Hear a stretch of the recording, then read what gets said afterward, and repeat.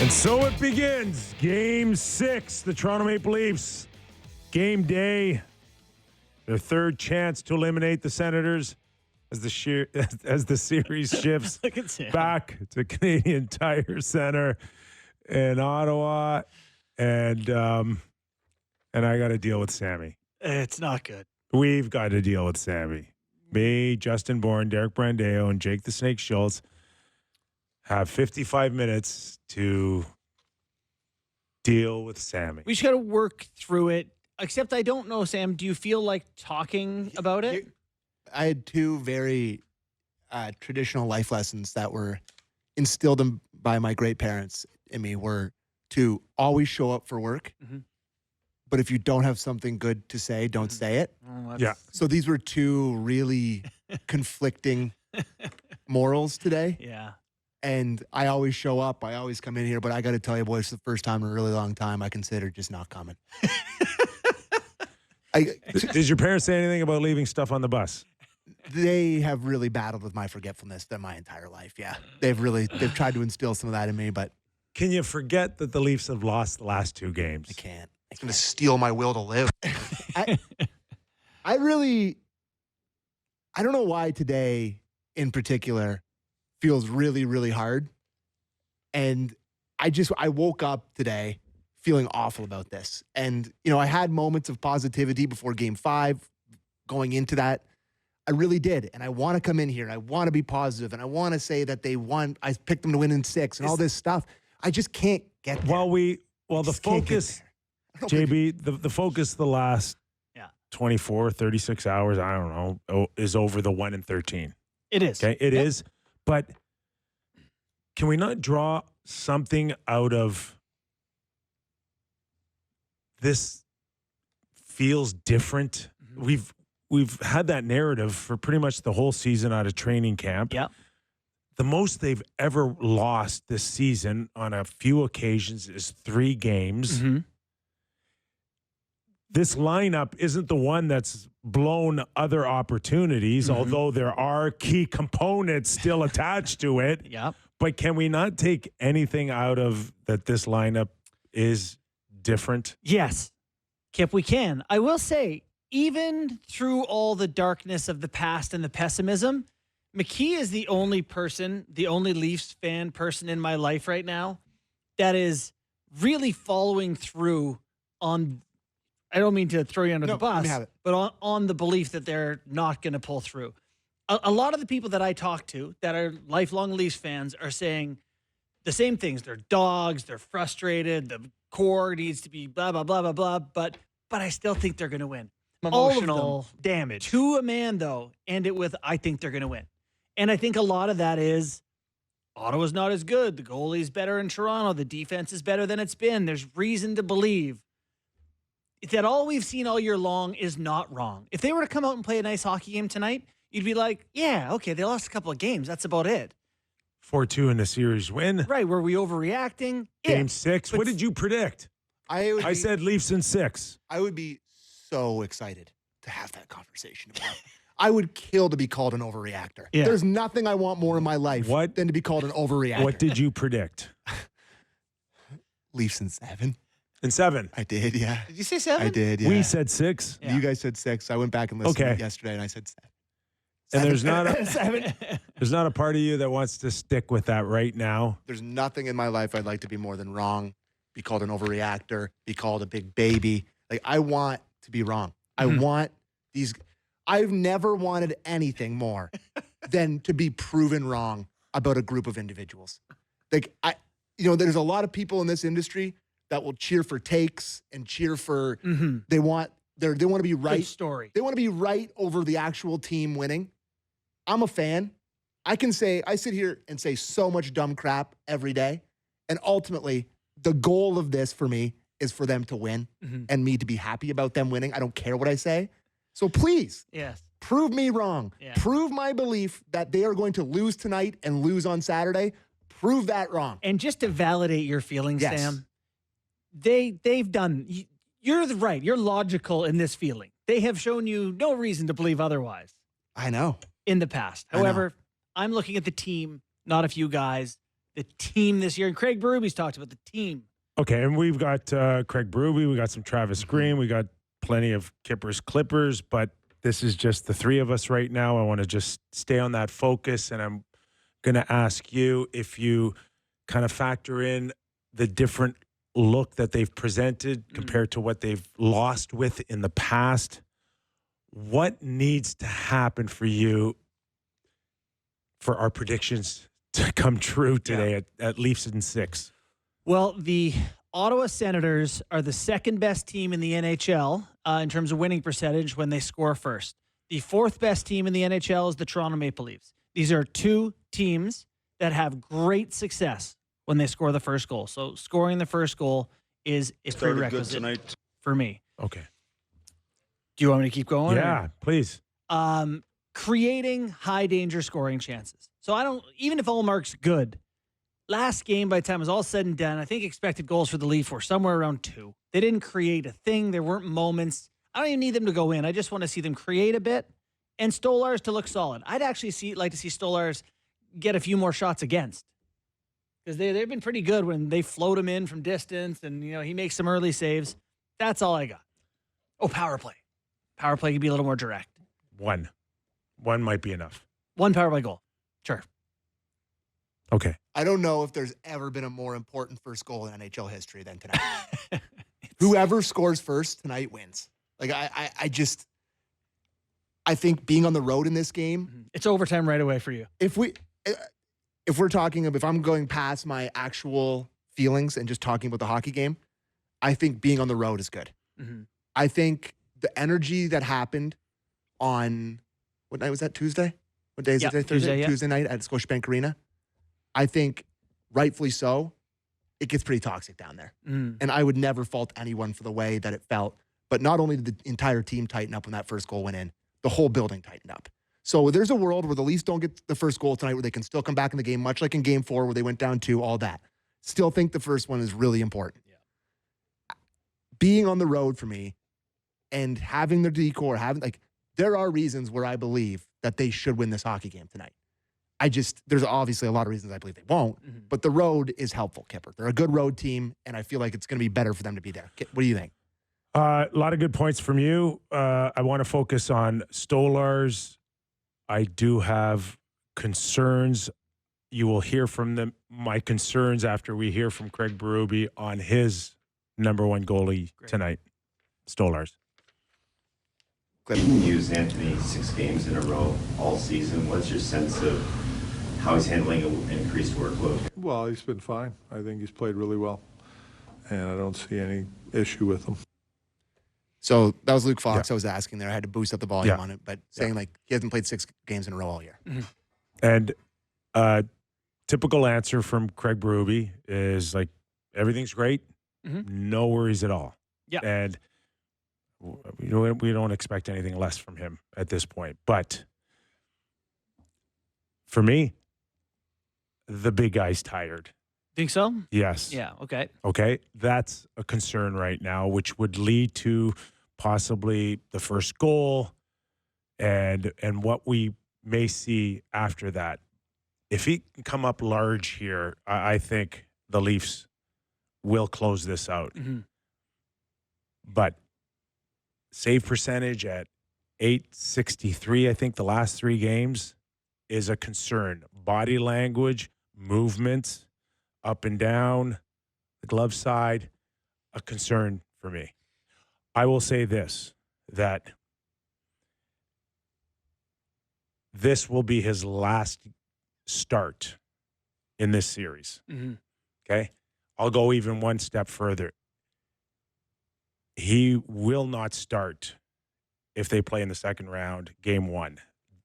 Joseph Woll has to come in, and at some point, if he loses tonight, you go to Woll in game 7. Yep. You find a way to get through this series. You start Joseph Woll in game 1 versus the the Florida Panthers. But this guy is dying for a little bit of a break here. You're not going to say, we need you to give us 26 starts over the next 7 weeks type of thing. You're going to say, okay. Listen, I brought up Joseph Wall after 3-0. Nobody really wanted to have that serious conversation, and I'm like, I'd be a guy on an island right now. Don't even go there. That, in hindsight, right now, that would have been the perfect time to recharge this guy's batteries. He has never gone down this path before. What is he feeling right now, mentally, physically, emotionally? He's never had this, even in his years in London. Go back. Everybody I've talked to, he was a good goalie, but he tends to run out of gas sometimes too. Mm-hmm. So that's my biggest concern right now moving forward. If Stolarz comes back rejuvenated and looks sharp with his movements, man, they've got an excellent chance to close this game out. I wonder if they, could have a quick trigger on him, one they don't like, maybe two they don't like, more. If you do not see the energy out of him that you've been accustomed to seeing all year, you go get Joseph Wall in that. I am with you 100%. I have a very short leash on Stolarz's look tonight. I give you... You don't have to pull him when you're down 3-0 or 4-1 here. Yeah. Like, it's a gutsy call, but if you feel like he's just a tad slow, go to the guy that you maybe thought a long time ago was going to be your number one guy this time of year. Well, and not even that long ago. The thing that stands out for me with Woll is, like, he's come in relief over the past couple seasons in playoffs for the Leafs. He's played 7 games in the playoffs and is a .933 with a 178 goals against when he's been in. So he's gone in game 5, game 6, and been comfortable and been fine. So he is a very viable option. The one thing on Stolarz, so his third period save percentage has been bad. Him and Hellebuck are bottom 2. But the other thing is that in terms of long shots, he gave up 4 shots from over 40 feet in the whole regular season. 3 in this series already. I'm with you where it's like, believe in this guy, think he's going to be good. Definitely quick to say, okay, well, it's your turn if you give up a couple. I mean, he's been bad in 1 game. And not even bad, just like not game good. 4, he wasn't great. Yeah. And I think that's probably one of the big reasons they lost that game. I mean, you can talk about the goaltending and Stolarz and being concerned about him until you're blue in the face. They're not going to bring Joseph Wall in and have him shoot one in the net. Like, they got shut out in their biggest game of the season where their stars, again, have no showed. The biggest key to this game is seeing their star players who make up however much of the cap look like star players, and they have never done it. Mm-hmm. So instead of me saying that the goaltender who's been iffy is the biggest concern, the stars are the biggest concern. Oh, the stars are by far the biggest concern, Kyper. They've proven that they can win low-scoring games. They've proven that they can protect a lead. Yes. It's not paramount. He can still find a way to win this hockey game, Stolarz. If Matthews or Marner don't deliver 6 points between them. It's not just Matthews and Marner. Willie's got to be there too, but buddy. it's almost like you have to say, if those guys aren't there, and why should we believe that they will be? What's the next way through the house here? What's the next way? Stolarz. Right. That's your next way is you win 2-1, Lawton shoots one in the net, Nyes tips one in on the power play. And he shoots a wrister that goes off Pinto's skate into the net. And you win 2-1. That's the next way through if the Stars aren't going to do it. And to your point, there's no reason to think they will. Stolarz looks 200 feet across. He sees Allmark. Is Allmark trending up? Let's hear from his head coach, Travis Green. No, he's going to be great tonight. I have no doubt. He's been great for us all year. He's steadily improved as the playoffs have gone on. I've kind of seen this in his game during the season, and got a lot of confidence in him. And obviously, you get toward the end of any series, goaltending's a big part of it. Sammy, you wouldn't be feeling any better if he was all leanest in net for your team that you're rooting for. No. That's one ththing that Allmark can help him out tonight. I thought, like, he got a shutout. It's hard to say he was fine. Yeah. Like, it looked a lot like a lot of the performances where they've made Korpisalo look like a stud or made guys that aren't that good look really good. That's what it looked like. But to your point about guys petering out, and Allmark also is not an every other day goalie and loves it. He's a lot fresher right now. and he's not taxing on himself mentally or physically. This guy, look at the first 2 games. Like you could have caught him off a walk in the park, and you wouldn't have known the difference. Yeah, I think Right? people show how they're feeling with pressure differently, though. You know, I can see you guys Yeah. being like, what do you mean? Whatever, it's just a game. God, we've been watching the Leafs players do that for a long time. Whatever. We'll get them back Chill. to this game. Let's chill, man. It's all good. What's the problem? Lots of good looks, boys. Let's go lay at the post. Yeah, They didn't fall. couldn't get one to drop. All right. We actually have Berube on pressure. That catches my eye a little bit because let's be real. That's kind of the theme of tonight, right? The pressure, because if they don't win tonight, the pressure game 7, we'll talk about that another time. But let's talk about pressure from Berube. To me, pressure, when you play the game, the only pressure to me is the guy beside you in the locker room, your teammates. That's, you don't want to let them guys down. You want to do your best.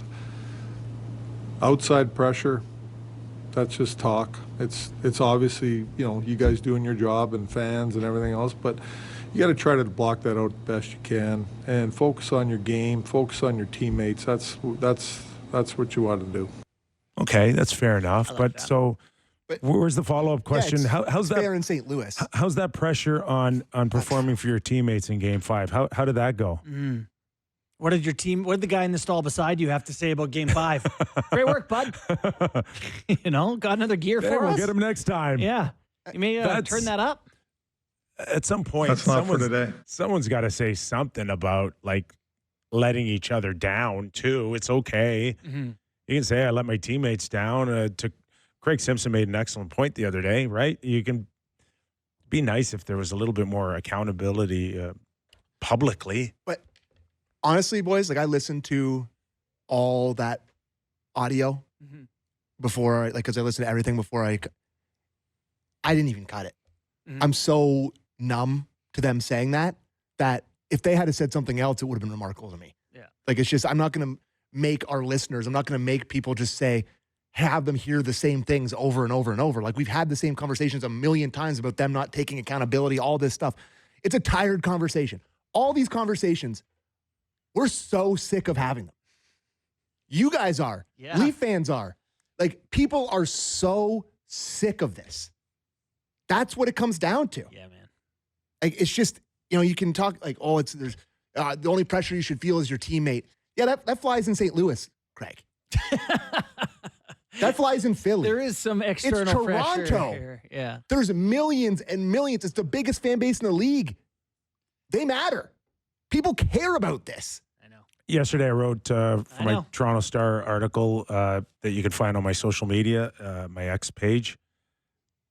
They need to go in it. Tonight needs to be their Game 7 for me. Yeah. And I know that you said we'll maybe talk about a No, potential we'll talk Game about it 7 right down now. the, but there's some people that are like, I'm done, and this is after just five games in the series. Yeah. A lot of people are like, I'm done with this team. I've been out there. I live in the city. Yeah. They're like, they're I've gotten done. it too, buddy. 100%. They're I've gotten done. it. Yeah. And it's like, well, they can close this thing out 4-2, and they're still pissed. Mm-hmm.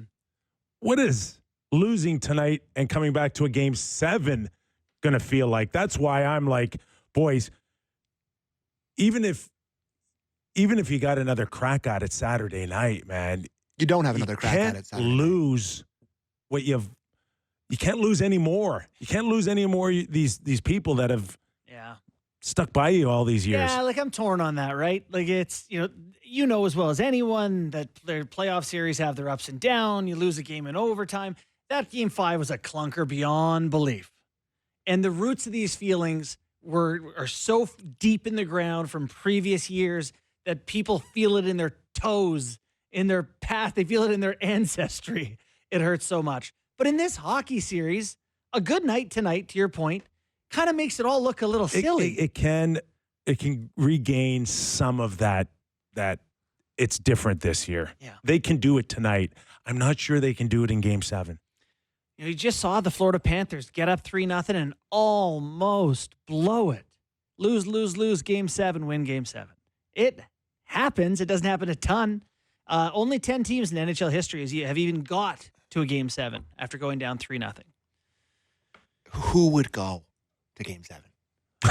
So I love that question. You would have to pay me literally 10 grand to go to that game. Like, I would. Like, Why? What does that mean? You're you'd going have to watch to it pay. anyway. Why No. would you have to be paid to be there? to be there Yes. amongst my fellow idiots, like trying to cheer on this Isn't team that we who have. you should be with? No, but like we have no belief in that you're going into this building where you're like, they are probably going to lose. Yeah.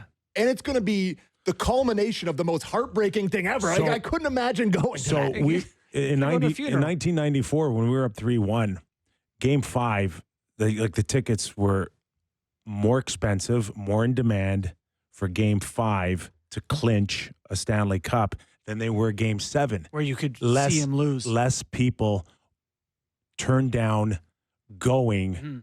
in the event that they get their heart stomped on. Wow. That's a fascinating psychology study. You know, like that's my BA was That's your psychology at point. university. 100%. That's- But this isn't for the Stanley Cup, Kipper. I think if It's there- no. but It's the same. stakes It's the here. same. It's the same It's the same emotional. stakes. It's the same emotional attachment For the fans. for the fans. if the Toronto Maple Leafs blew a 3-1 series lead in the Stanley Cup final and they had a chance to win the Stanley Cup Yeah. in Game 7, I think a few people are going to go. No, but he's just saying Game 5 would make more sense to be more valuable sure. than 7. No question. Where you Yes. you don't want to risk the I'm not Sure. saying we had Injury. empty seats in Game Yeah, 7. that's what I mean. Like, yeah, like Game 5, you're doing the edge walk on the CN Tower, but you've got the strap Yeah. to hold you in. Game 7, you're just up there hoping. free-balling it up Yeah. Good luck. All right, listen. We got Gord Stellick coming up after the break, but we still Some got positivity. some meat on the bone here in terms of lineup changes. Max Pacioretty moves up in the lineup. Let's get Craig Berube's thoughts, clip 1, and then we'll get your thoughts, JB and Sammy. Yeah, there's always debates about lineup changes. Max, he had some real good stretches with those guys before he got hurt. And big guy, strong, physical, good around the net, So that was the decision there. So I think he looks at that one, he almost shoots in and knows that it's pretty good play by Pacioretty. He can put the puck away if he gets a chance. These are going to be hard games where I think the answer for the Toronto Maple Leafs is through, not around. The only way out is through, and Pacioretty's a through guy, right? He can get to the net. He can draw people there to create room for Willie and Yeah. Tavares. And maybe to me, this is a sign they think he's healthy and going to get a good game out of him. I don't Also, mind it. I just wish he had played more, and I wish he was playing better, Yeah. right? Instead of looking for your game, it's just playing as if you're at the place that you want to be. He needs to show that he can hit a level again Mm-hmm. to be effective. And I don't know, maybe it's the first shift, a second shift, a big hit, a drive to the net, a redirect, something to start building up to I can hit those moments that I had earlier on in the season. And Craig talked about it. His best hockey was earlier in the season with Tavares. How quickly can they rekindle? But my first thought is two slow guys, even strength. That's not unreasonable. That's a bit of a fear. where they control the matchup and can get the Stützle line out there against that line. Yeah. With the fastest player in the series and young, fast, strong Brady Tkachuk. It's just a terrifying crazy, matchup. Right? The McMahon thing's just crazy because McMahon is also very strong. 16 games now without a goal. Yeah, and he can be another layer of dynamic play for them when he's fast and forechecking, and he could be physical. And we've done this Not whole. getting to the net. He's not, and we're doing the whole chicken and the egg. He's not playing well. He doesn't deserve to be there. This seems to be one of the core tenets of Berube's coaching philosophy is to not promote someone who's not playing well. But I think sometimes you got to put him there and say, find it with these guys for us. And I don't know, that third line is not doing anything anyway. You might as well give him a chance. With what's at stake tonight, Kipper, about you saying treating this like a Game 7, going to something that you haven't seen since New Year's Eve or New Year's Day is surprising. Like, I don't understand. Like, that McMahon, Nylander, and Tavares can get you a goal. It can get you, it has worked for you not that distant future. And I understand not rewarding McMahon because I think, frankly, he's been pretty brutal in this series. Yeah.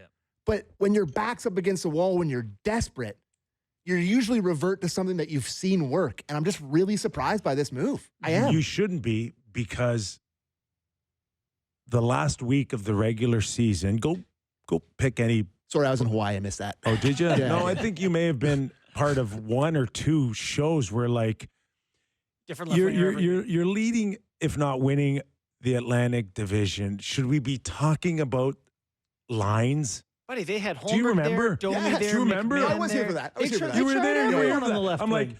well, what is going on here? You're one of the top teams in the Eastern Conference, and we can't figure out the lines. It's weird. It's strange. I can't recall a top team ever having not a second. locked lines past three guys at the top. Yeah.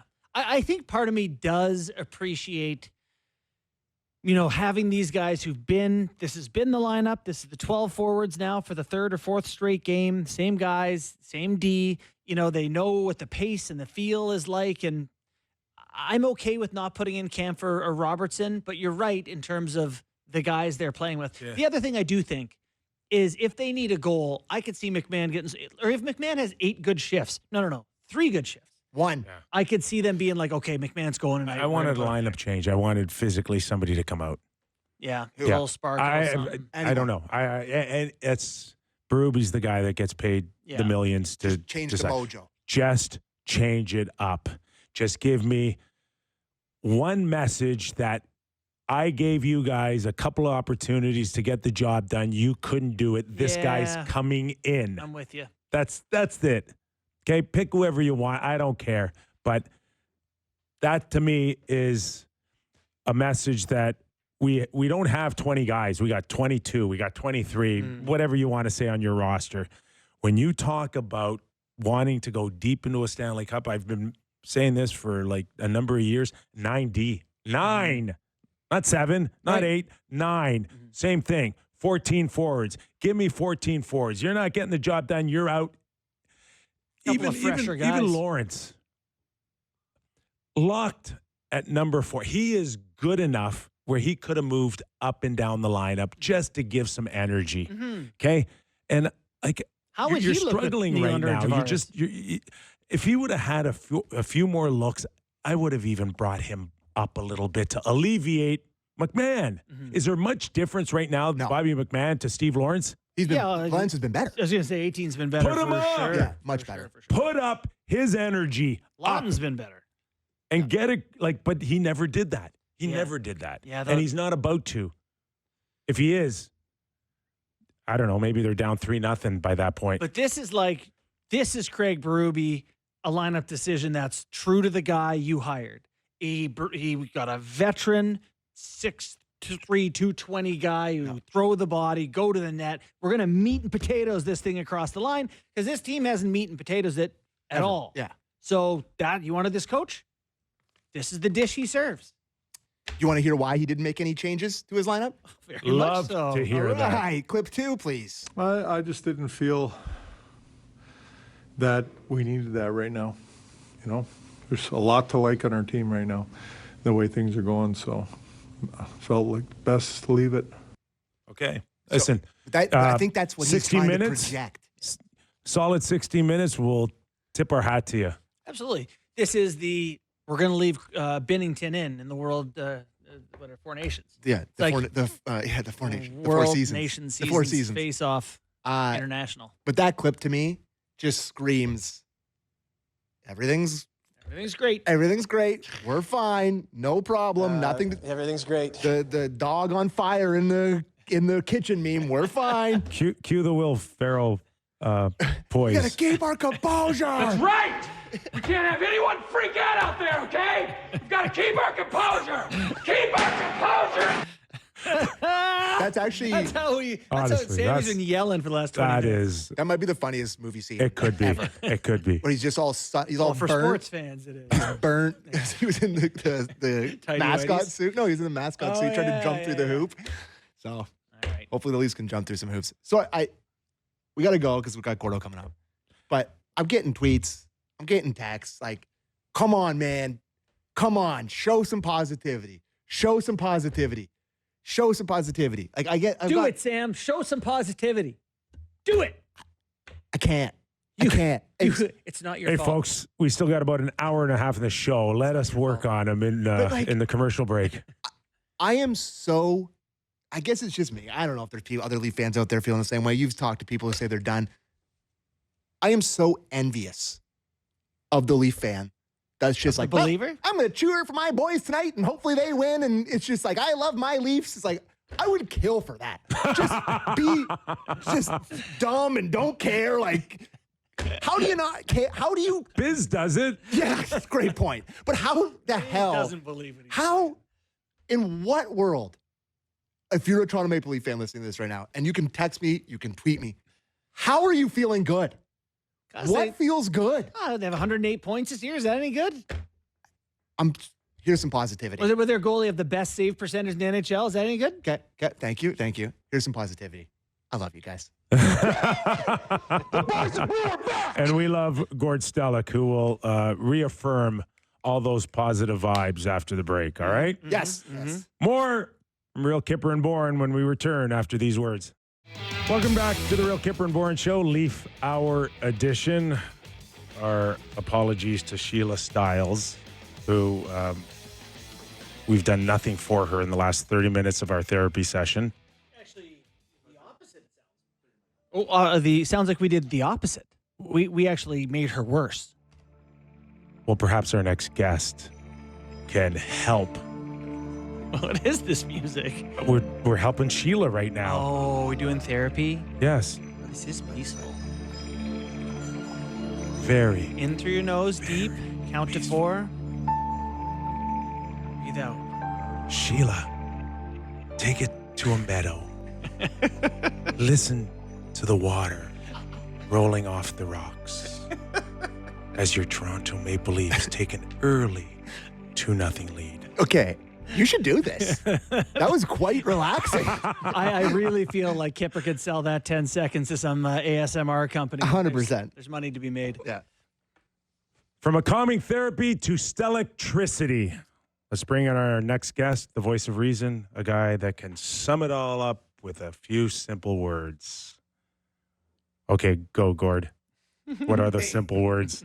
Was that Jim Nance just on the show? Was he filling in? Hello, that friends. Was beautiful. That was beautiful.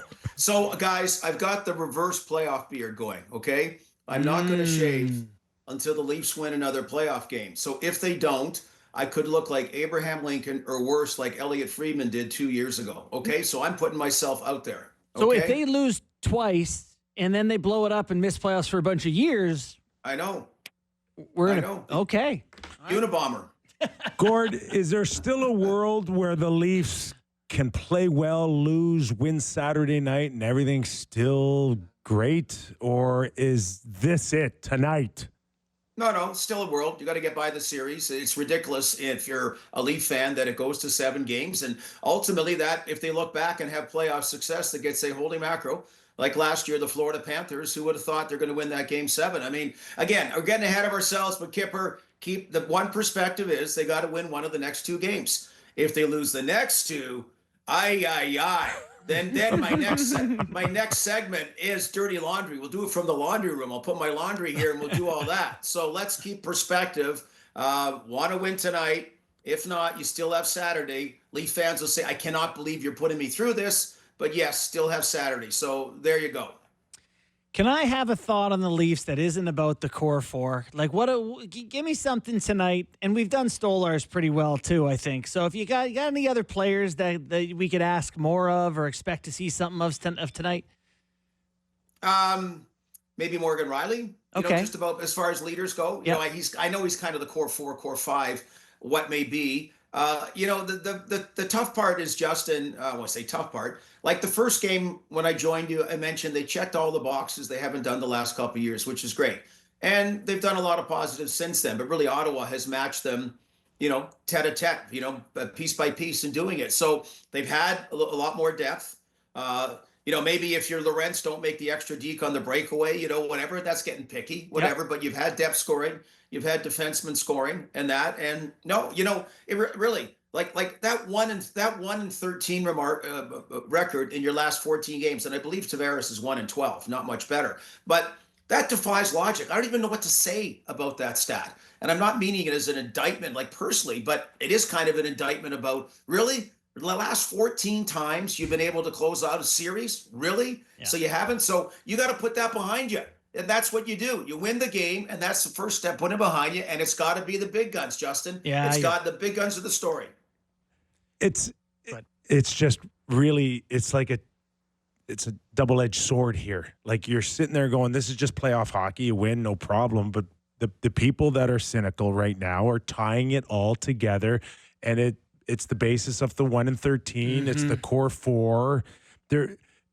So which one is it? Do they have a legitimate reason why they're jumping off the bandwagon right now, or do they not, Gord?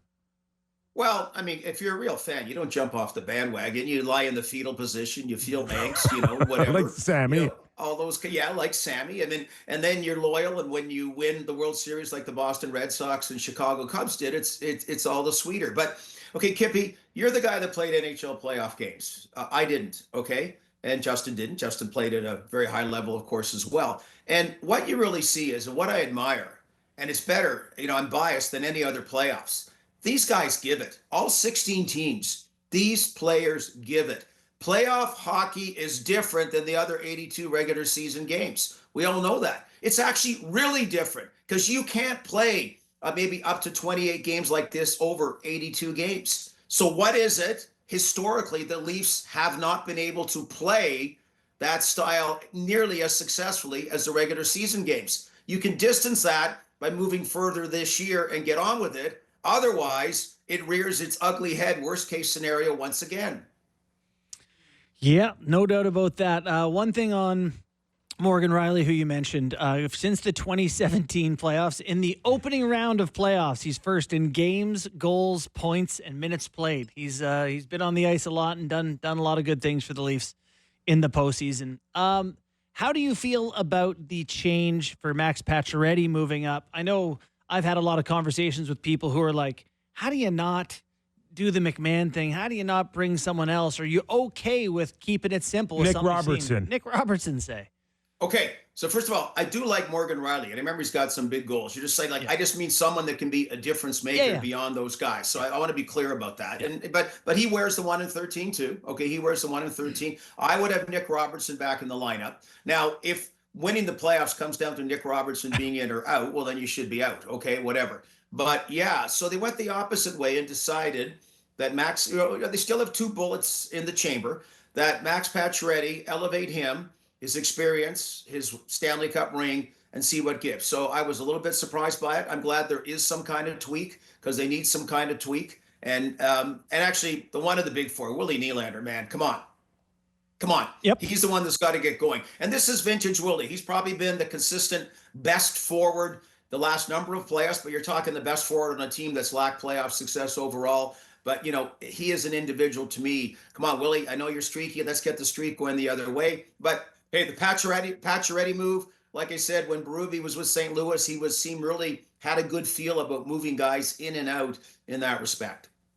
Not sure, Gord, if you caught our Craig Simpson the other day on our show talking about the post-game comments on, hey, we're up. If you would have told me that we were up 3-2 in the series and, we knew it was going to – a lot of same lip service, but Craig felt like he didn't really get the I need to be better kind of comment. Craig Berube has been clear that he's not going to focus on the core four. We're a team. It's spread out.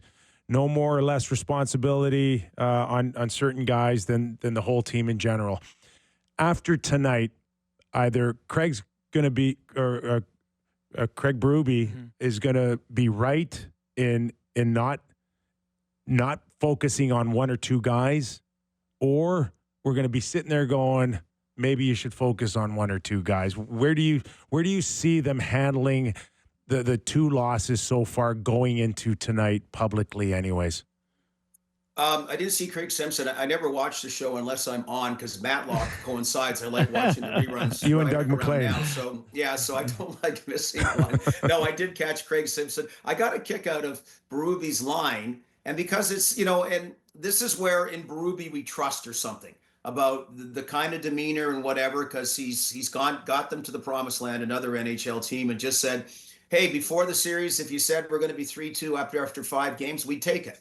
Well, yes, but that's not the context, okay? That's not the context right now about how you're going into game number 6. So again, he's got 2 bullets about whatever concept team-wise, trying to deflect the natural pressure towards the big guns. A lot will become the bench coach ability to see the game and how you deploy and maybe make changes or don't make changes. And then you have one more bullet for game number 7. It's still, to me, it's the big guns. It's the big guns. It's the big guns. It's the big guns. That's why Carolina, Sebastian Aho's doing for Carolina what they never got in the past. They never got a player in the playoffs coming up big for them. That's why they went after Ranton in a big way. And Aho did that in the first round against New Jersey. And, Leafs have players capable of doing it. Guys like Marner have had good playoffs at other times. They really have, but it's just never been a complete body of work to get you the next round. I'm fine that he deflects it, but that there has been more completeness of a team, but it comes down solely, number one, or not solely, but number one on the big guns. They've had the goaltending.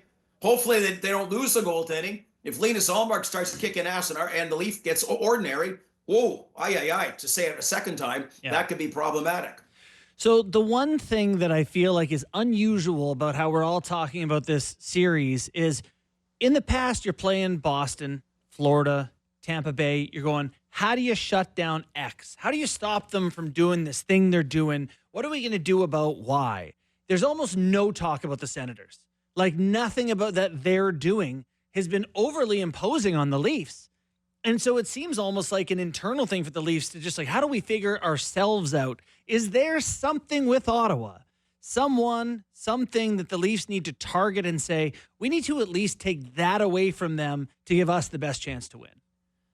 By the way, Pierre-Luc Dubois was a difference maker for Columbus too. So it wasn't always, like the elite players on those other teams. And in Montreal's case, let's face it, Carey Price was on fire. So it hasn't always been those teams. I think though, Justin, I'm big on not poking the bear and letting Brady Tkachuk be the X factor. And I don't believe Brady Tkachuk's fully healthy and, wants to be the X factor physically, because that would rile up the crowd. So I just, like I said, it comes down to, we're looking at the way Carolina closed out the game last night. Look at the way Washington closed out the game. That's exactly what I'm saying. Okay, Ovi with the big goal, Wilson with the big hit, just the completeness of a better team. Like the Leafs are a better team against the Ottawa Senators. The completeness of a better team giving a better team playoff effort. I'll tell you the guy that they got to target tonight. I know who it is. Jake Sanderson. That's the one. Okay. What do you mean by target? You heard me. Me. I don't mean it means those whatever it body means. Yeah. I can't say it. Okay, no, but you know what, Kippy? Sorry, 100%. First of all, the elite players are tough to catch with the new rules, but I get it. And one thing I noticed when I was with the Rangers, and you would win a Stanley Cup with them later, but back then we got eliminated by the Washington Capitals, and they hit Brian Leetch every time. Every time. Mm-hmm. Behind the net. Started with Dale Hunter, anybody else. So to your point, Kippy, you can still do that. Look what St. Louis is doing with Winnipeg, making that a real physical series. So that point about, yes, in the regular season, no point extra hits because it's 82 games and you're flying somewhere the next day. But yes, he's been the best defenseman in the series. So when you get a chance to finish your hit on him, if you can catch him, don't let him 100%. Most hits taken in the playoffs. No one has been hit more than Chris Tanev, 34 times. Jake Sanderson, second. 31 hits he's taken through 5 games. So he's taken a licking and kept on ticking pretty good, Gordo. Well, it's just another little piece because you're not going to, you're kidding if you think you're going to neutralize the guy totally. But yeah, all these little factors come into play and make a difference. What a wonderful player he is. I mean, I'm really glad Ottawa. I'm glad nobody got swept in 4. I can't stand a season ending somebody getting swept in 4. And Ottawa certainly deserved a game, but they've had enough. Go home, stay home, get lost. We'll see you next year. Gord, let me ask you about the heat or the focus on Auston Matthews going into this game 6 compared to other disappointing playoff years. Where does Where does it compare? It just seems like there's a lot more talk about him now, even more so than Marner. Well, is he truly been 100%? Don't know. We've talked about it before. He has a couple of games you look and you say he is, and then you wonder. One of the differences they made, and I commend them for it, because you could have got John Tavares' nose out of joint, but made Auston Matthews captain, kind of like Edmonton. Say, hey, it's like Connor McDavid with Edmonton. You're that guy now. Now, is it incrementally going to make a difference? Is that going to come in game 6 or 7? So, Kippy, it's on all of them. It starts with him. He's their best player and captain. And, and you're wearing, are you kidding? 1-14 or 1-15 if they lose the next game or the next 2 games? Ugh. Ouch. I don't even, I can't even fathom it right now.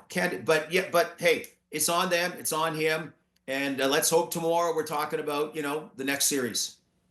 Great therapy session with Gord Stellick. I feel better. I feel healed. I'm listening. Remember Fraser Crane? Yes. I think that show's back, actually. Enjoy the game tonight, my friend. Thanks for doing this. Take care, gentlemen. Have a good night, Gordo. Thank you. That is former Toronto Maple Leaf general manager Gord Stellick, Sportsnet 590 The Fan. Does a great job. Great job. There's just no secrets. It's like power play, goaltending, big guys. Okay. Go. Tons of people texting in, supporting me. Thank you supporting you. So thank you for people that tell me I'm not crazy. I want you need each other. at puck drop, for the first 5-7 minutes, just blank out. I'm going dark, boys. I'm going to throw my phone in the river. Just I'm going dark. No communication? No communication. Just don't have any, just watch the game. Just going to be me and my falafel rolled shawarma. So will your wife be around? No, she's not home tonight. Okay. It's going to be me, the couch.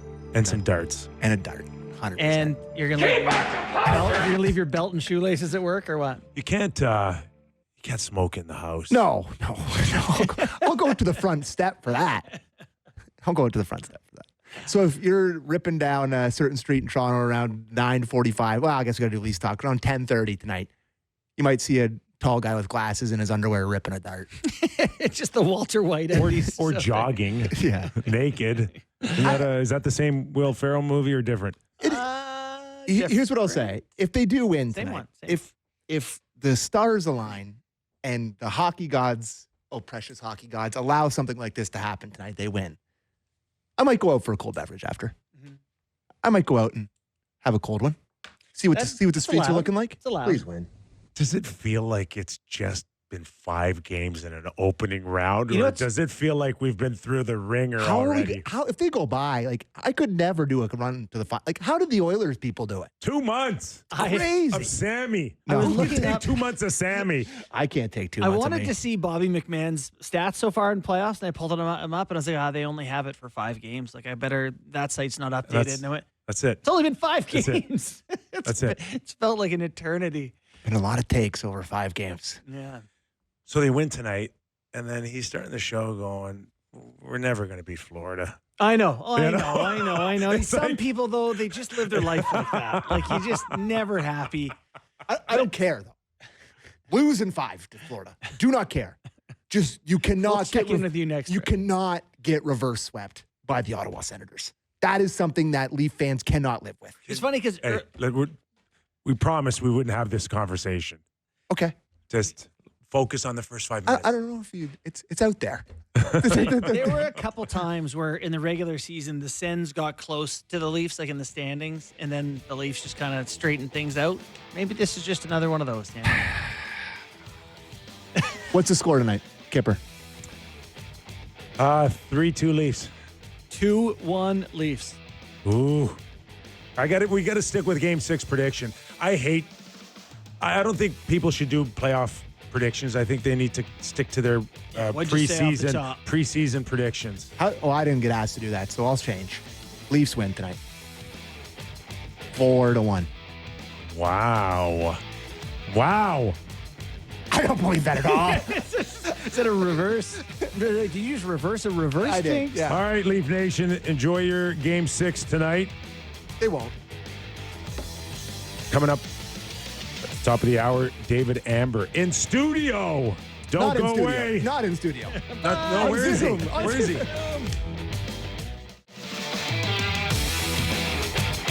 All right, let's get her going on our national hour of the Real Kyper and Bourne Show. We are live on Sportsnet 650 in Vancouver, Sportsnet 960 in Calgary, across the Sportsnet platforms. This hour of Real Kyper and Bourne brought to you by Bet365. Nick Kypreos, Justin Bourne, Sammy McKee. Game 6 tonight. Toronto Maple Leafs and the Ottawa Senators. I usually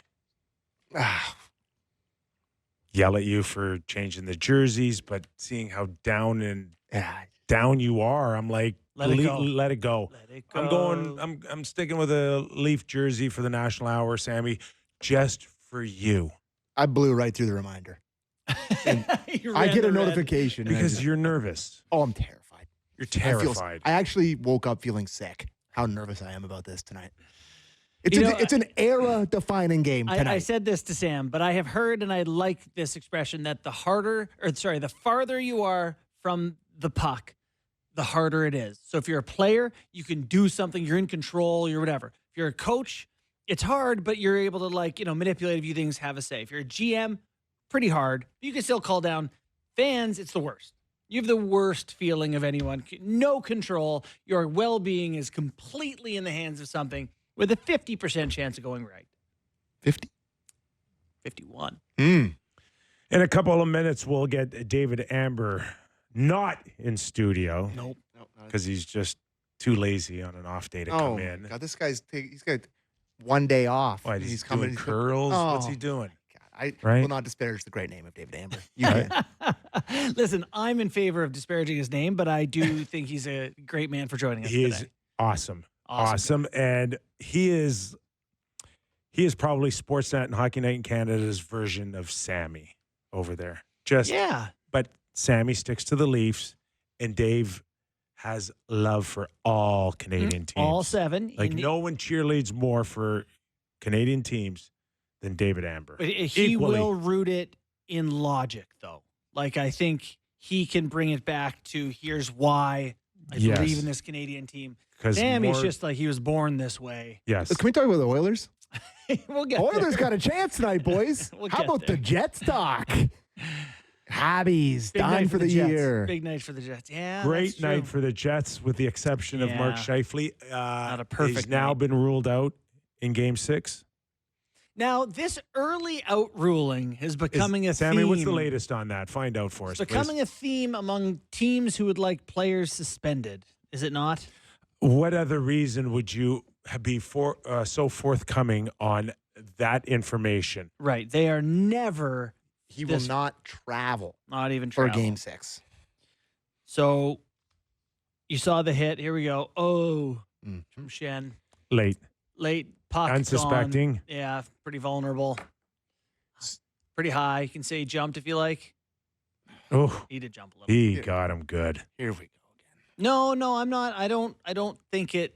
I don't know if it's a suspension or not. I do think that this is, Vasquez's hit was very solid. But you get enough of those. What do you call them? Subconcussive blows. I do think they build on one another. I know after the game, when we're going to get into this, the coaches disagreed. Yeah. Monty said the likely head stuff was not due. That's a pretty good line by Scott Arneal. You said that exact thing to me multiple times. He's not a doctor. Yeah. Like not a doctor. So can you show me your degree? Yeah. In a nutshell, Monty said it wasn't the fact. Not a doctor. It was the Schenn hit because they want Schenn suspended. I don't think he'll get suspended for that. We've got a doctor on our show. We do. Doctor. Habs last night.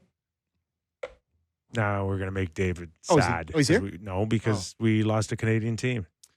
We did lose a Canadian team. But that one played out really like how it should. Not a soul. Yeah. A top seed against a team that you weren't even sure they were going to make the playoffs till the very end. Yeah. They fought everything that they could throw at them. Mm-hmm. And I don't know, 5 probably is appropriate. And I read a couple articles that were like, they'll learn from this pain. And I saw Suzuki say, it hurts, a lot right now. And to me, they're one of 3 teams this year that gets to go out with their head held high. It was a win. I don't think any pain. This was a successful season for Montreal Canadiens. They had a lead in the third period of Game 4, though. right? Okay. After Tom Wilson, that would have been way past expectations. That's what I mean. So like you could always convince yourself if you're a player on that team, you're like, if we had got that one, and then like they wouldn't have won, but there's things that they could convince themselves of. No pain. No? No. Zero? All right. I'm just trying to create some pain if they have sense. Beginning of the year, especially in the Atlantic, we had one of Montreal, Ottawa, and Detroit. And Buffalo. Buffalo. Let's throw Buffalo in there. Who's ready to knock on the door? Who's ready to step up here? Get two. It's pretty darn. Yeah, 5 Atlantic teams. And suddenly watching Montreal, they got the goalie pulled, and it's like 6 guys out there that you're like, geez, that is a threatening group. All right. Just off his sets of 12, let's bring in David Amber.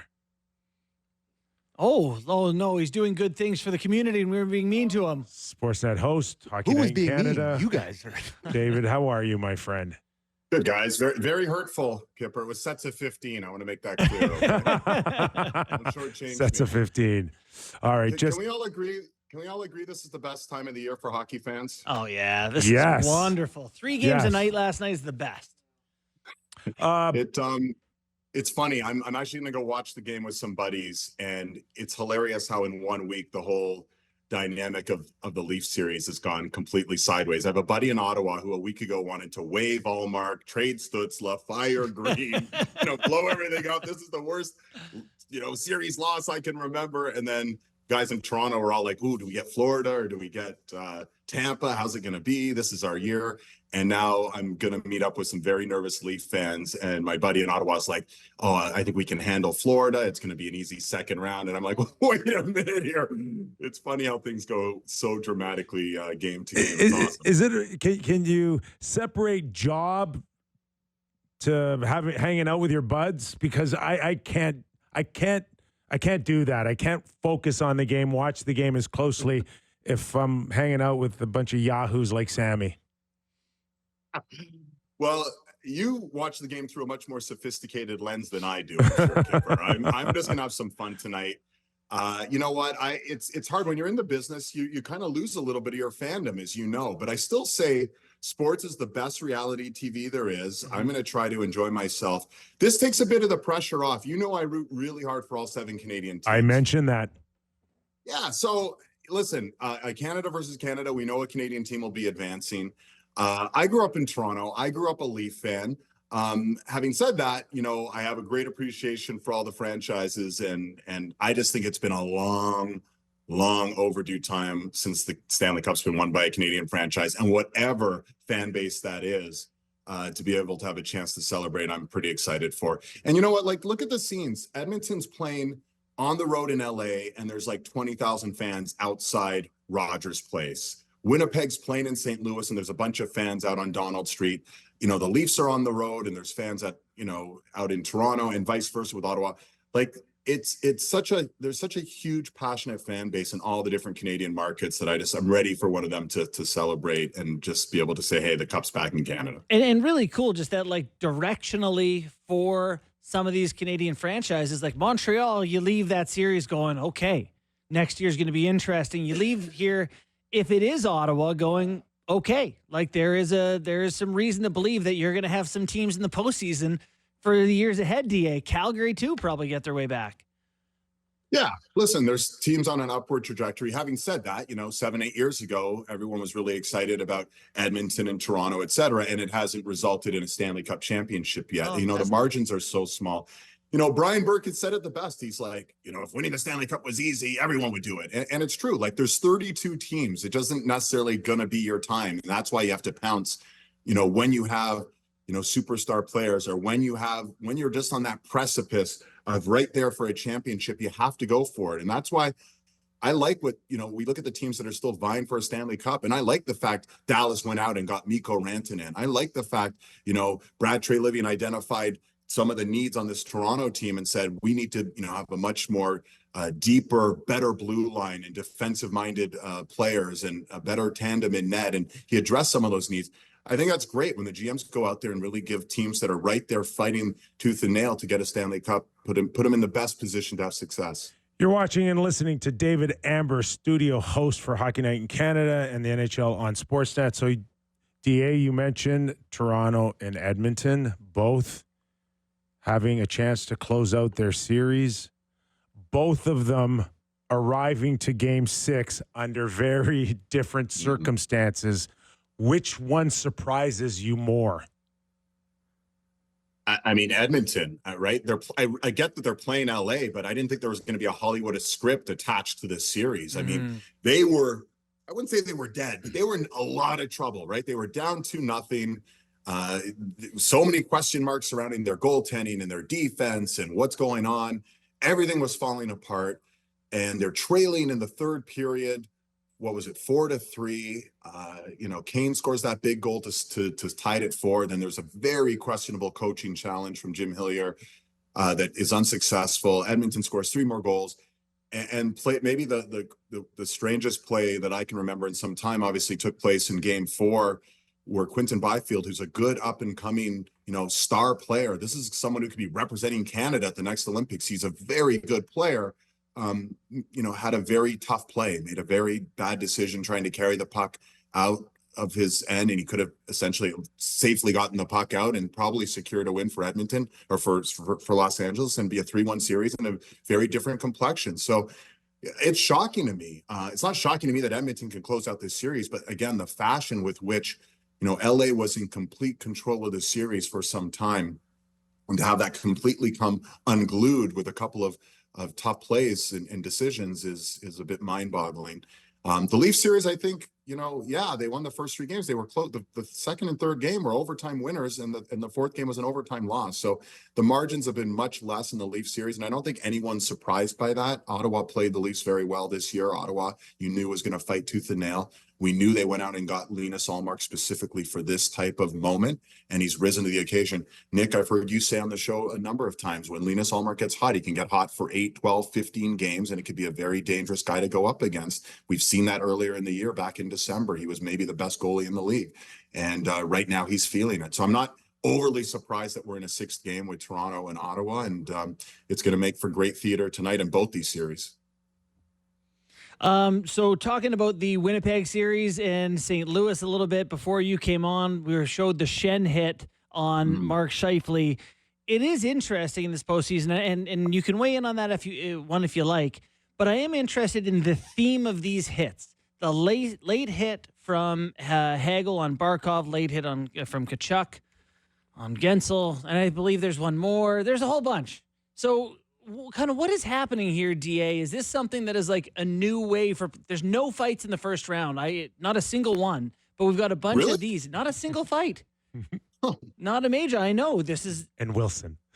Well, yeah, but Wilson didn't get a fighting major. But there's other ways that guys are being physical and trying to hurt each other. It's just different this year. Well, I mean, listen, you're sitting beside Nick Kypreos. I'm not sure I'm the one to ask that to. He would know better than I would. But having said that, I don't necessarily look at the Braden Schenn hit in the same light as Brandon Hagel's hit on Barkov, which I thought was suspension worthy. The Matthew Tkachuk hit on Hagel, the Aaron Ekblad hit wasn't a hockey play in my opinion, when you're just leading with your forearm right into a guy's face. Braden Schenn's hit was on that precipice, in my opinion. It certainly was a big, tough hit. He left his feet, which I thought could have certainly merited a major. But you could debate that. I didn't think it was necessarily a suspension-worthy hit as much as it was a questionable major hit. So, yeah, I don't know. I mean, I'd love to hear Nick's take on it. I think I was expecting maybe to see a fight in that Montreal-Washington series with all the bad blood that took place. I was in studio for that incredible Game 3, and they're spilling off onto the bench, and we saw everything but a fight, and there certainly was the bad blood. I think part of the equation is there's just so few guys in the league who that is their role. Right. Like, how many guys in the league are there now? Like, you look at an Arbor Jack guy, but McElrath wasn't even in the lineup for Washington. So who's even going to take that fight? Tom Wilson is too smart in a sense. Like, he's too valuable to be on the ice to maybe be taking 5-minute fighting majors versus the 6th defenseman on Montreal. So the dynamics changed in that sense. But the guys, I'm sure, just like in Nick's day, it was crazier in Nick's day. Well, but having said that, the guys still want it as badly as they wanted it back.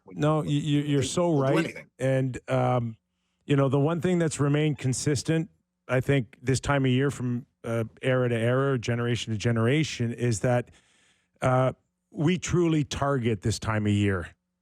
And there is no real incentive during the regular season to target someone unless you have a personal vendetta or there's something going behind the scenes that you don't really know about, whether or not you felt like you got cheap shotted. There is nothing that compares to this time of year. And the incentive to hurt somebody when you hit them is that they don't get to play the rest of the series, that the team is weakened for it. Yep. And that is the drive of every game the moment the puck drops in the playoffs. And that's it in a nutshell. And if you target the right guys, then you run the risk-reward thing. Okay, I get a game, all right, but if he's out for 2 games, 3 games, is my team better or worse for it? Like, I mean, Hagel tried it with Barkov. And then remember bunting on Chernak worked for the Leafs. And then Eklund does it to Hagel. And, it cost him 2 games, but did it help them close out last night? Maybe. Risk reward? I don't know. Maybe, maybe not. But the worst thing you can do this time of year, whether you're a star player or a fourth line guy who plays 3 minutes, is when you're out there and you do nothing. And you have to decipher that in your head in a split second on, do I lunge? Do I not lunge? Do I hit? Do I get a piece? Do I miss? Do I get suspended? Do I play? And that's the beauty of this time of year. And that's a constant from game to game. Yeah. And listen, I've been in studio for everyone, all 5 of the Winnipeg St. Louis games. They have been targeting Mark Scheifele from game 1. Yeah. And when you heard Scott Arniel in the post-game podium, it wasn't about Braden and Shenton. He even made it clear, this has been since the first shift of the first game. I mean, Justin, you were in studio with me. They were, headhunting's a bit strong, but they certainly were hitting to hurt. And I don't say that, I'm not even trying to vilify them, because as Nick just said, that's sort of how this time of year goes. And he has had a target on his chest literally this entire series. Yep, no doubt about it. That Faxa one is he's going to hit Faxa. He's totally eligible there, and it's tough, but it is, I think, cumulative at some point when you get to there. So the Montreal Canadiens are eliminated. Well, just a quick little note on their series, if you could. I know, their fans were really excited about the way things went there. Are you a believer that this is now a team that can start to move up into contender status? Yeah, 100%. I mean, Kent Hughes and his management group have done a great job, right? Like, look at the young talent on this team between Demidov, Slavkovsky, Caulfield, Suzuki. Suzuki's, a burgeoning superstar, in my opinion. He's a great 2-way player. He's, what'd you call him, JB? One of the top 40 centers in the league? Was top 53, I said. Just inside top 53. I mean, he's like, and I say that tongue in cheek. He's a young superstar in this league, in my opinion. They have all the earmarks of a franchise on the incline. They have a lot of draft capital still. They've done a fantastic job. It's been a quick turnaround. It's funny. They went from Stanley Cup final in that crazy COVID year to dead last in the NHL. And now and that was 3 years ago. And here they are. They've drafted well. They're, putting their assets together. They have work to do, because think about how tough that Atlantic division is, and Florida's not going anywhere. Tampa's not going anywhere. I don't think Toronto's going anywhere. And you have to assume some other teams like Ottawa are getting better as well. It's not going to be easy, but they're certainly on the right path. I think they have to look at this season as a great season of growth.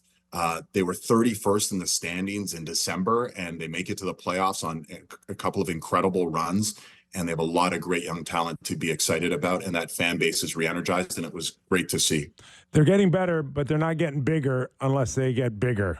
And how important is that, especially seeing it compared to the Washington Capitals? 100%. And that was the thing when I was talking to people before that series. I said, I really think Washington's going to grind down their opponents in series, especially a team like Montreal, or if they were to play New Jersey. I thought that was going to be a complete mismatch with knowing how undersized New Jersey is up front.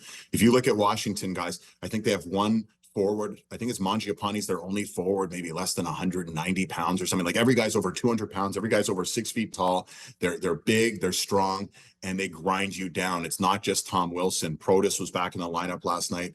I think BX or Elliott said he's 235 pounds or something. I mean, my God, these guys are huge. So it's going to be a really interesting series, Washington versus Carolina, because Carolina, I think, can handle themselves for the most part physically. They're still a little bit undersized up front, though, I do think, Carolina.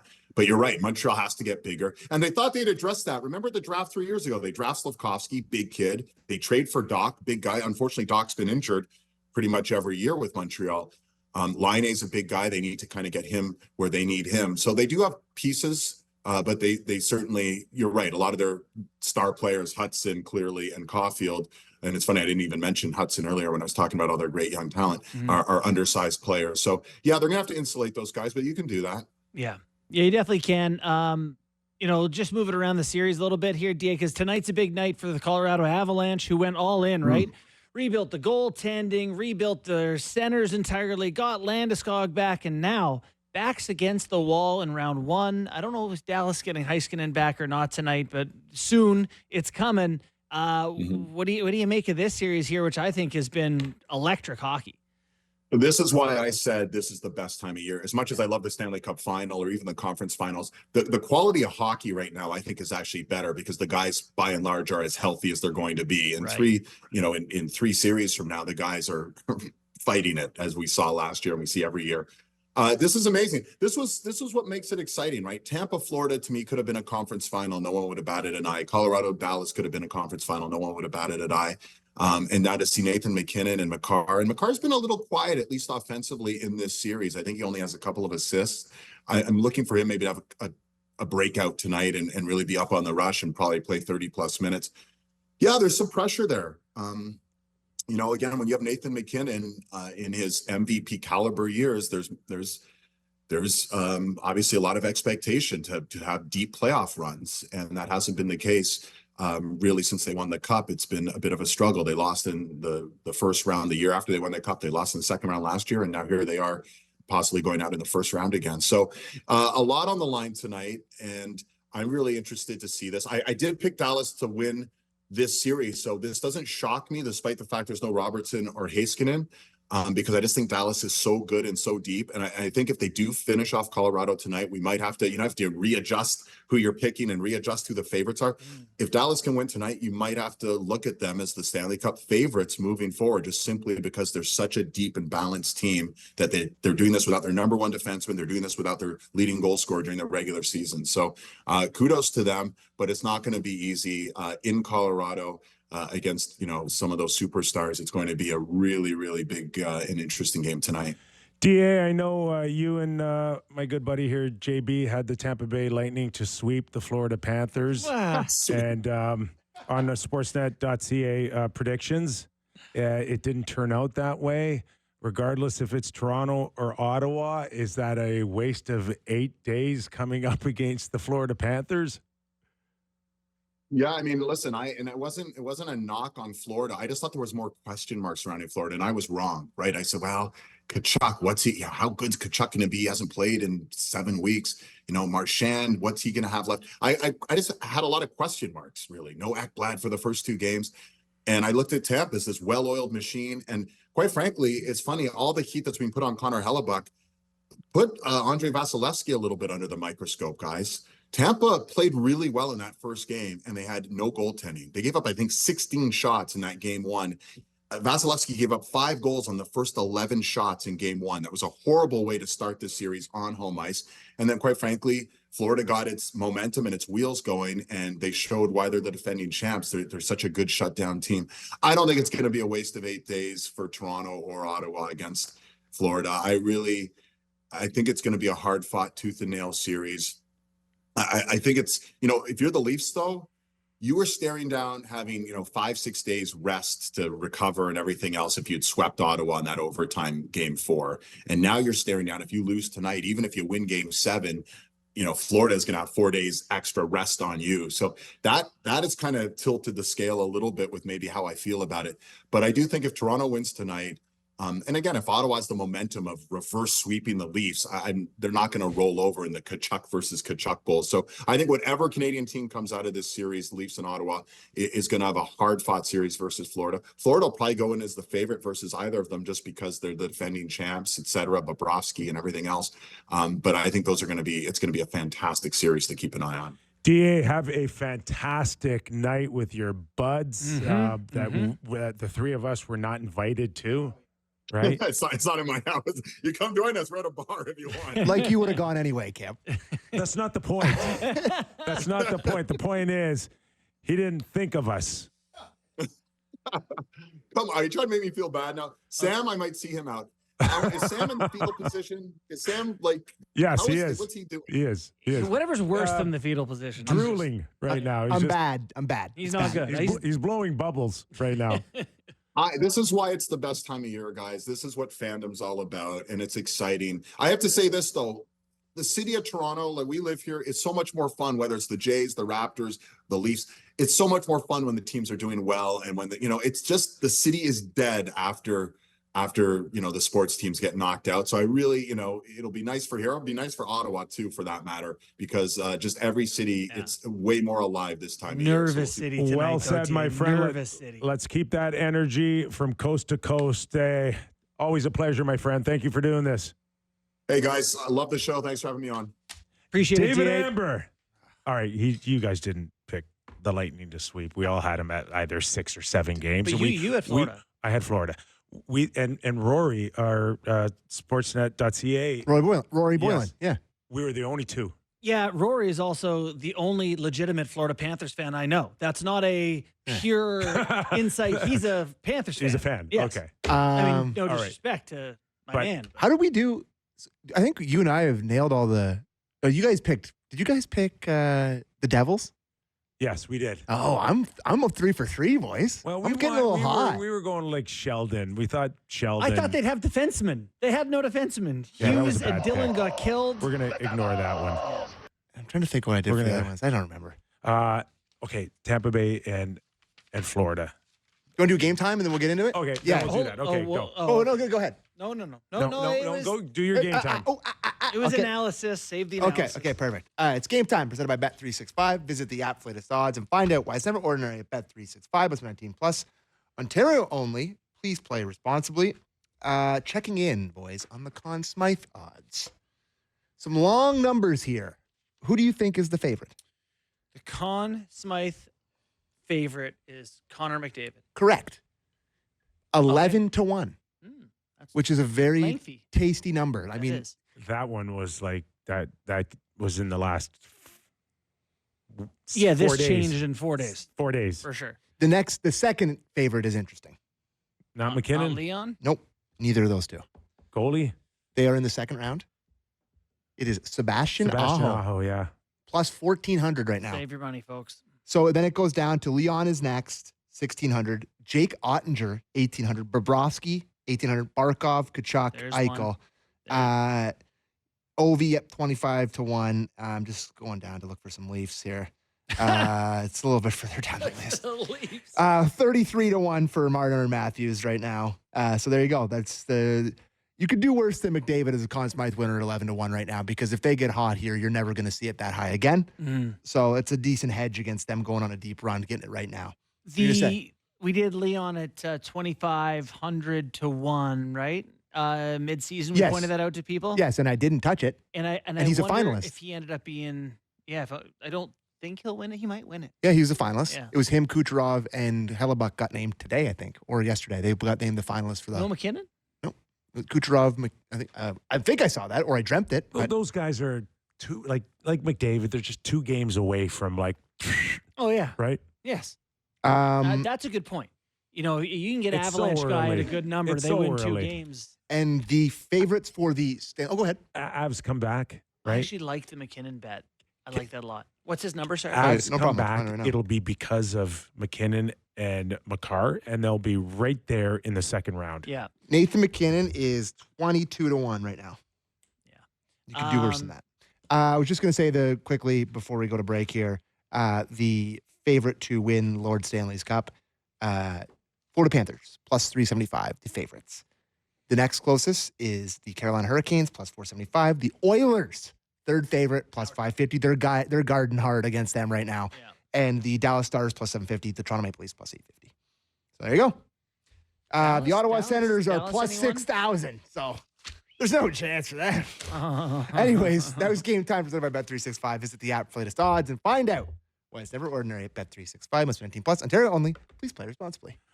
Okay, we'll take a quick break, and when we return, we'll get into more details on the Florida Panthers and what we saw and what we expected or didn't expect in that first round.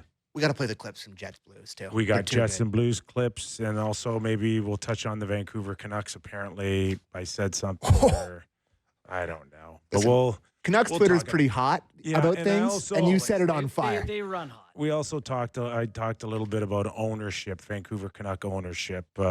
We'll get into that after the break as well for all of those of you listening at 650 in Vancouver. All right. Thank you. More when we return to Real Kyper and Bourne.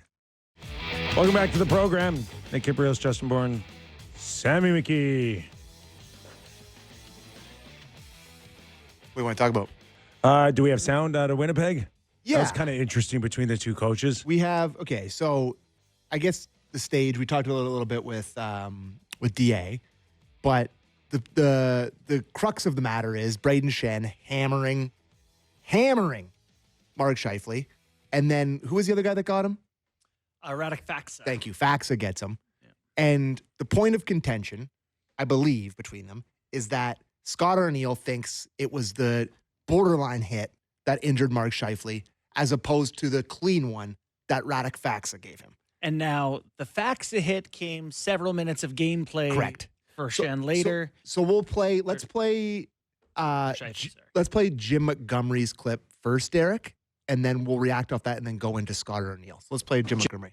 Jim, there was a long discussion with both coaches and the referees before the second period. Can you shed any light? Well, I believe, it happens every game. If the ref wants to talk to the ref, if the one coach wants to talk to the ref before the period starts, he needs to come over and tell the other ref what the complaint was about. Was it about the Schenn hit or? It was that, yes, it was about the Schenn hit. And let's make it clear. 55 got hurt from the Faksa hit. He played 6 minutes after the Schenn hit. He didn't come back after he got rocked by Faksa. Ugh. If the glove don't fit, what a passionate defense. That's awesome. Do you think it's smart of him to be proactive on that, or should he just have avoided it? I think he should have avoided it. Yeah, I'm with you. I don't think there's anything to gain from Couldn't agree more with both. Right? It's stupid. It's just like now we love it here. Of course, it's amazing, but I don't think it's the right thing to say. Let the media do it, right? Yeah. And then let the league. You can always go state your claim to the league behind the scenes, and you can get ahead of that. Mm-hmm. I didn't think Montgomery needed to go on such a hot and heavy topic like moments after a game He's at the podium. He's trying to lead the media's stories, which he is correct in saying that Scheifele stayed in the game. Scheifele played several more minutes of hockey. You could also do that 12 hours later. Mm-hmm. Now, do you guys off day? You want to hear Scott Arniel's response? Yes, Arniel was great all night. Okay, so let's play this response. Arniel. Scott, you had a long discussion with the referee before the second. What were your thoughts on the Schenn hit? Well, I didn't know Monty has got his medical degree. I'm trying to say how our player got hurt. He's way off base. Should not make that comment. There's some things that have been going on in this series, and that was a repeat of what we've seen before. A player leaving his feet and then hitting a player in a very unprotected spot, like hitting them in the sense almost blindsiding them. Not happy how the call was made. 2-minute minor. Not even looking at it is what I was upset about. And it is something that we have talked to the league about for 5 games. Now, can you get your medical degree, like homeschooling and stuff like University that? of Phoenix. Through the mail? Shaq a doctor or something? Could you, doctor? Could you do it on weekends, on your own time? I don't think he did it. No. No, okay. I'm just checking. I don't think Monty did that. I love that Arneal's like, he shouldn't make that comment, because he shouldn't make that comment. Don't tell our doctor, don't assume to know what's happened over here, even if it's what you think. So I think Arneal's in the right for sticking up for his guy. I'd like to say that Scott Arneal's the most Canadian sounding man. Yes. I think in the NHL. Yes. He's got a good old school tone to him. That was a great. He's also bringing up the fact that they have hunted Scheifele. You know, if you've been following this series, they're seeking him out to make his life hard. Yeah. Got to ask you about Hellebuck and the rebound, and hey, he got the win. And, Hold on. All right. What do you think about the Schenn hit? Should he be suspended? Should it? I don't know. I'm so sick and tired of these because they're really like 50-50 kind of calls. They're close. Like, we are talking about a split second here. Predatory is all. You're trying. Yeah, I know, but so is every other hit. You're allowed to hit right? to hurt people. I would have liked a penalty at the very least. Yeah. Right? I think We did get it. Didn't he got 2 minutes? He didn't get 2 minutes? He got 2 minutes. Got a penalty. I'm talking about a major. Like, you know, it could have been a 5 charge. Mm-hmm. Anyway, that'd be interesting to see how that plays out. It sucks for the Jets who, you know, It's need way their top end talent. What do you think of it in comparison to the Hagel play? Okay, so it's not as bad as Hagel on Barkov. Okay. Yeah, that one was It like is worse. no puck. No puck. Yeah, to me, it's worse than Kachuk on Gensel, and it's not as bad as Ekblad on. So close here. Hagel. Hagel. Yeah. So carry the 2. And Yeah. Divided by. I think it's close. You could talk me into it either way. If he's got no history, I think he's been suspended. That job sucks, eh? That Sucks. George Peros Oh. job. Worst job in the and world. like everyone used to just fight each other, and now it's like, all right, we're taking. I'm out not trying one another on to. late I'm not trying to hits. get the man fired by no stretch, but like, that's one job that needs kind of to be refreshed with a new set of eyes every 4 or 5 years. Be like the Such a- president, That's U.S. such a president. great point. I never even thought of that, but it's like worst every 4 years. fresh set of eyes. Yes. Yeah. If we can kick out presidents after 4 Yeah. years, you can kind of move and just to refresh Yeah. a new perspective and No doubt. no real time to build up a hatred. Can I ask you? Sure. I don't know if like you would know that, but like Biases too, just That's built what I up mean. over the Yeah. years. like he's probably somewhat aware of his reputation amongst fans of all teams. And like, wouldn't that play into your resentment when you're making Yeah. these decisions? How Well, that's let human me- nature. And let me just add to that, as someone in media who has written and said things, we joke about this Suzuki thing I said years ago. I said that I hope Connor McDavid leaves. This isn't like, I don't know, 10 years ago. And, like different fan bases at different times attack. Oh yeah. And it sits in you, and like it doesn't go away. Like yes, I make a conscious effort to never say negative things that aren't justified or I can't back up. There's no doubt that the Peros isn't sitting there being like, "Oh my God, that fan base is the worst." Whatever fan base it may he be, has a very AKA good idea now. I'm sure. AKA Toronto. More Whatever for you. it is. More for you. Whatever it is, More for you. it definitely just to purify the biases Yeah. at some point. Yeah. Turn them over. Okay. The Florida Panthers. No one saw 5 games. No one. Well, what did Rory say? Rory Boylan. I think Is it I don't 6? know. I think Anyway. we both said in 7.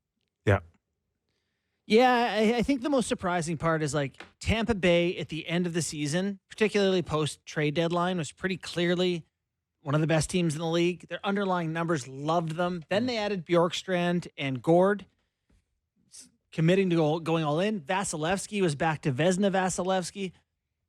You felt like they were back, baby.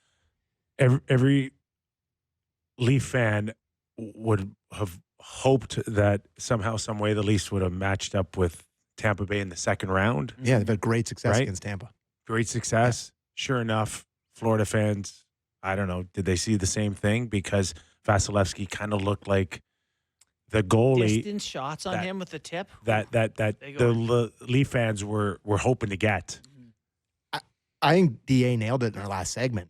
Like that game 1, totally set the tone for that series, where they just score 5 on 16? It's like the power play goals, that bad challenge from Cooper on the goalie interference. It just kind of felt like they planted the seed of doubt pretty quickly, and it just kind of snowballed on them. And now you're a Leafs fan. Yeah. You look at the Tampa Bay deadline. They traded a 2026 first-round pick, 2027 first-round pick, 2025 second-round pick. They moved on some really good picks for the years ahead, and they're going to get one more year of Bjorkstrand and Gord for it. Speaking of John Cooper, Larry Burks first started with the thought of a one-year extension on his contract, and whether or not, and this was prior to them getting knocked out, if there could be a world where John Cooper and the Tampa Bay Lightning part ways.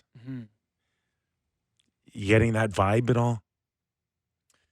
I think it's like, the great players in the game, the way that they are treated and handled differently. Like there's a conversation that they'll have, and if he wants to and it's mutual, I could see that.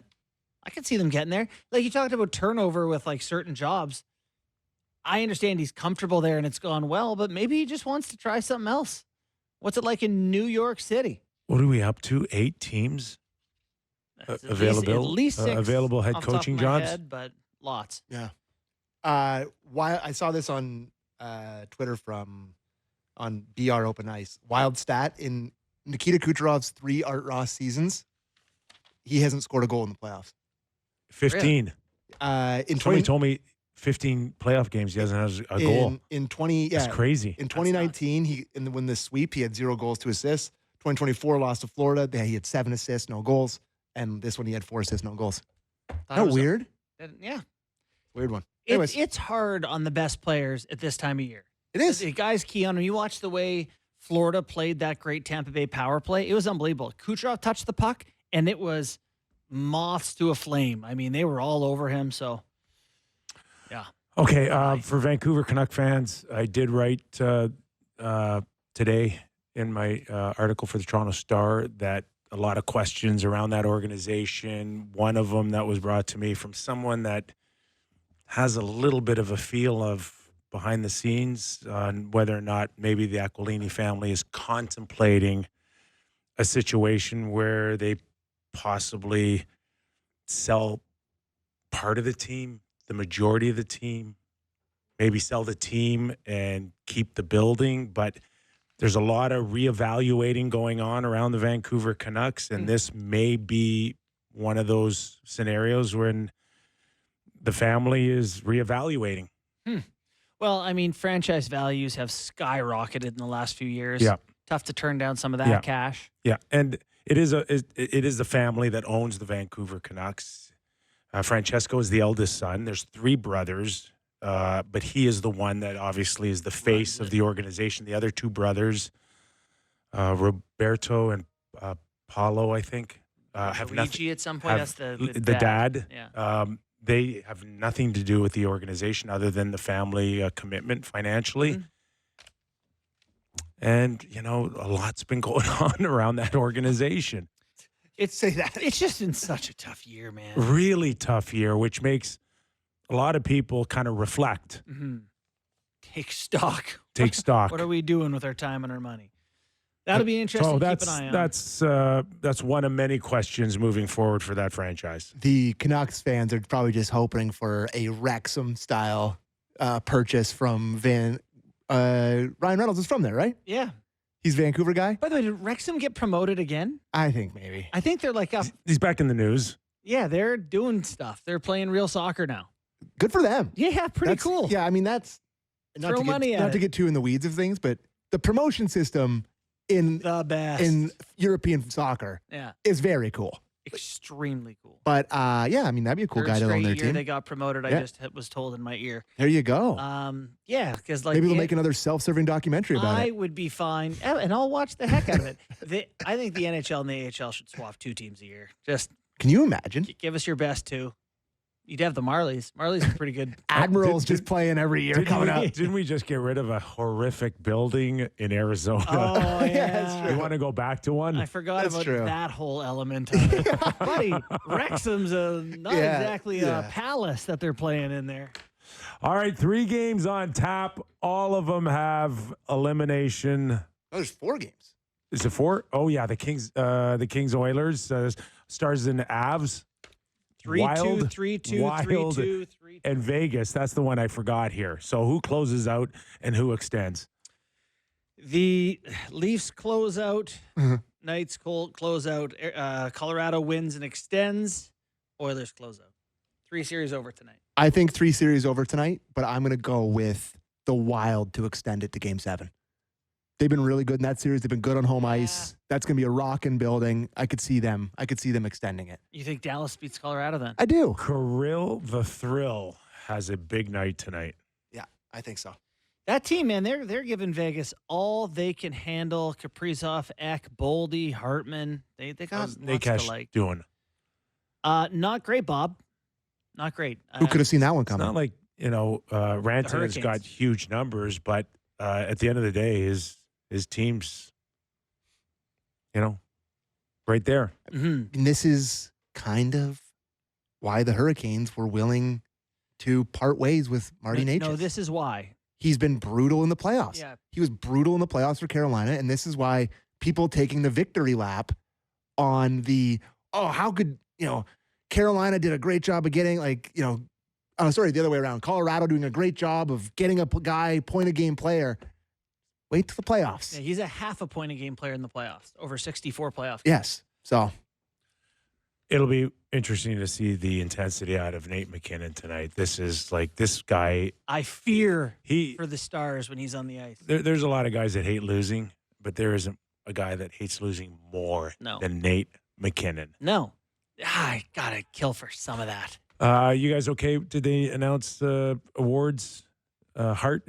But this is the strangest thing the league is doing. It is like they're just releasing it on random days. I vote on them. I don't know where. I haven't heard.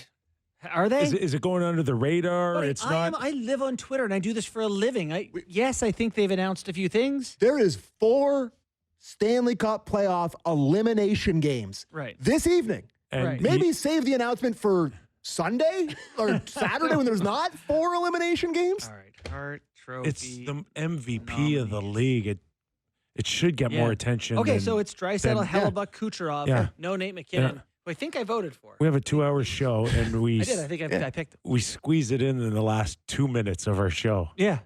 and that's only because I remembered. Well, there's just so much going on. Yeah. For goodness sake. I think Hellebuck might win. He might. I guess all the votes are already in, though, right? So it's not like the playoff stuff can. I thought of your Leafs last night watching Hellebuck play. Not great, but his team picking him up. Did you? You can win in other ways. The Snuggerud goal, the goal that made it 2-2, atrocious. Maybe the worst goal I've seen let in all playoffs. On the ice, short side. Just didn't get his hat over in time. Just slid in. Sorry He to got do the that. win. Sure. He did. He had a. Hopefully that helps his confidence. He had an unbelievable post-to-post save He with had the a really paddle. good, one really good which stop, was off the charts. But a stinky goal a game scares people. That eliminates your team. You give up one bad goal a game, your team does not get to be in playoffs for very long. But credit to the Jets. They buzzed. They were battled. on fire last night. They Yes. played so well. And that Kyle Connor, the pass he makes to Nemestikov they're under like- the triangle. like the backhand sauce against the grain to Nemestikov, who scored his first goal in 100 years. Yeah. Goes crazy. I like Nemestikov. You can play him anywhere in Yeah, your team. yeah. But I know what you're saying. Yeah, It's yeah. not like Is he? He's not Mark Scheifele. Is he a $12 million player right now? Kyle Connor? Kyle Connor. Probably. Oh yeah. Oh yeah. Yeah. Oh yeah. All right, just like that. 11. 2 hours up. As a reminder, this hour, Real Kyper and Bourne was brought to you by Bet365. 4 games on tap. Enjoy them all. Have a good night, Sam. Sammy, who's taking you home? What do you mean? Who's taking you home? The subway. Okay. Stand far back from the ledge. Yeah, I'll be fine. Okay? We'll be fine. We're fine. You'll be fine. Everything's fine. Breathe, baby. Breathe. Keep your composure. All right, and tomorrow, it's Friday. What do we have, Sammy, on Friday? Doug McLean usually. And the Yeah. Leafs line. Oh, call the Leafs line. Call the Leaf line. Yeah. 416-413-4141. Enjoy your games, everybody, and we're back tomorrow on the Real Kyper and Bourne Show. If you get a chance, give us a rating and review. We'd love to hear from you.